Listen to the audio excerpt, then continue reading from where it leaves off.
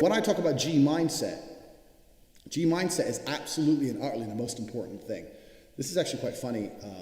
A girl I was dating once, she said to me, you know, you remind me of RuPaul. And RuPaul is a famous fucking drag queen, so it's not very good. I was like, why? She goes, because he has a saying, he said, I always knew I was famous.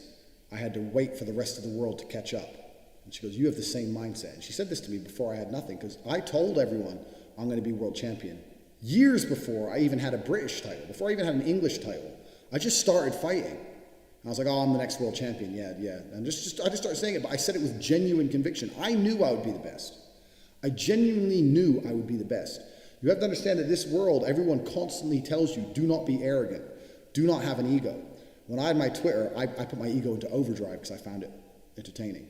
But people will constantly tell you to not talk in a way which is full of conviction. People do not like you to be arrogant and have an ego. This is the worst thing ever. Let me tell you the fact, the number one facet of a G mindset.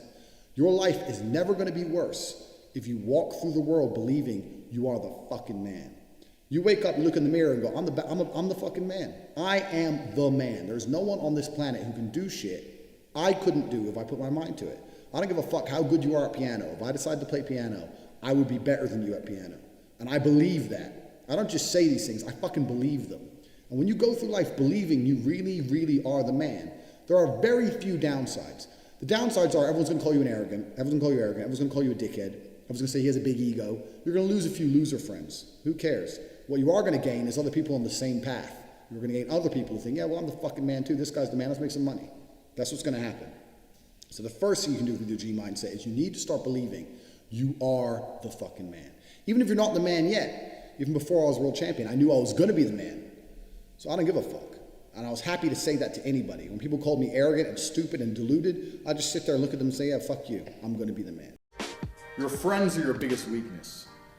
Most people talk about the people around them as if it's their strength. Oh, this person, when I feel down, I go to this person, I go to that person. This person makes me feel better, blah, blah, fucking blah.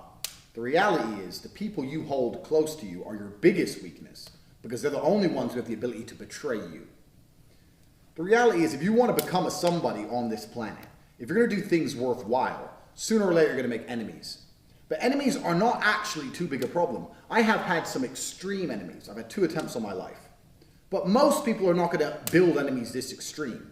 You're going to build enemies of people who don't like you or they hate you. That's fine, because you can deal with that very easily by basically ignoring them. And you also know exactly what to expect from an enemy. An enemy's going to attack you, and you know how to deal with that. A friend, on the other hand, can betray you. And betrayal is much worse than an attack from an enemy for 2 reasons. One, it catches you by surprise. That's the first thing. And the second thing is your friend knows you well enough to know your weaknesses and knows exactly how to strike.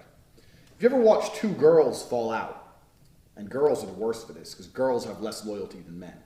If you ever watch 2 women fall out, the pretty one will start telling the ugly one she's ugly for the first time ever. Up until that argument, the pretty one's like, no, you're beautiful too, babe. We'll go out together. I can't believe he liked me and not you. That's weird. You're gorgeous. You're gorgeous. The second they start having an argument, she's like, yeah, well, you're fucking ugly anyway. And the hot one knows that's going to cut deep.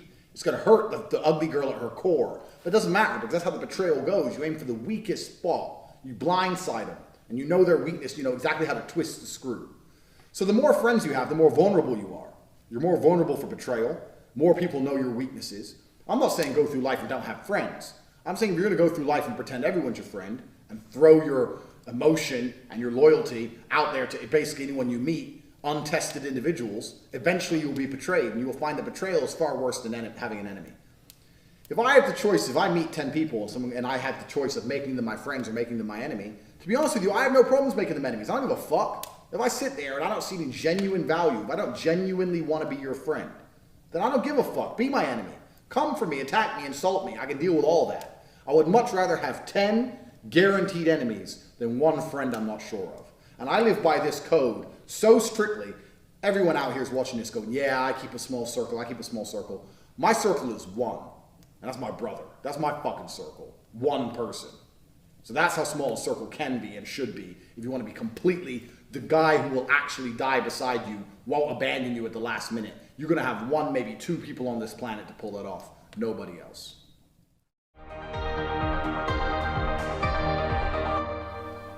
short story. I used to eat salt. What do I mean I used to eat salt? I still eat salt. I like salt. I eat salt on everything. I'm one of them guys where I go to get the salt. People go, oh, I've already put salt on it. I'm like, no, you put your salt on it, bitch portions. I put real salt on it. Like the ocean ain't salty enough for me. I'm a hero. Then they come at me and go, you're gonna get my high blood pressure. I was like, motherfucker, I was a world champion athlete. I spent 6 hours a day in the gym. Your motherfucking ass is semi-obese, drinking alcohol all the time and eating McDonald's. You wanna come at me about salt and heart disease? I will slap the fuck out of you. You better shut up. I'm healthy. Don't worry about these guns. My dick goes up when I need to go up. My shit's in shape. So anyway, I'm one of the people, I like salt. I like salt on everything. I even have salt on toast. If I make toast and I put butter on my toast, I put salt. That's the level of saltiness I'm rolling with. So, I used to always say, pass the salt, pass the salt, pass the salt. This is a very short video. Anyway, one day, I was with my kickboxing coach, Amir Sabasic, probably the most dangerous man I've ever met. And we were sitting there, I just finished training, a normal day. We always look for Jamaican food. What's Jamaican food? He said, pass the salt. He passed me the salt and he passed me the pepper. I said, why pepper? He goes, how are you gonna fuck all those girls you fuck without pepper? Now, that may sound like a stupid thing, but that stuck in my head. This was about 3 years ago. That stuck in my head. I'm like, he's right. Am I afraid of a bit of pepper on my food? No, I love spicy food. I eat hot sauce, Tabasco like water. I just never used to really use the pepper. It was always just about the salt, didn't care about the pepper. So I'm not afraid of pepper, I'm not afraid of spice. So why did I not have the pepper? And then I used to think, maybe he's right. How am I gonna fuck all this pussy without pepper? I'm out here, lone soldier, one of the last alphas that remains in the world, with harems of females begging for my attention. And I've got a fucking lay down dick daily. Literally, each day I wake up, I got a list on my phone, got a work list and a pimp list. I'm like, who am I fucking today? What work am I doing today? Do this, fuck her, do this, do this, do this, do this, fuck her, do this, stay hers. Like it's straight organized. How am I gonna fuck all those girls without pepper? So if you're sitting there watching this going, how do I get like Tate? How do I fuck with my girls like Tate? How do I get money like Tate? I want a Lambo, a Bentley, an Aston, and a Ferrari, and 10 girlfriends. How does he get to spend 20 grand a week in the club? I want to be like him. Let me ask you a question. Do you eat salt and pepper, or do you only eat salt?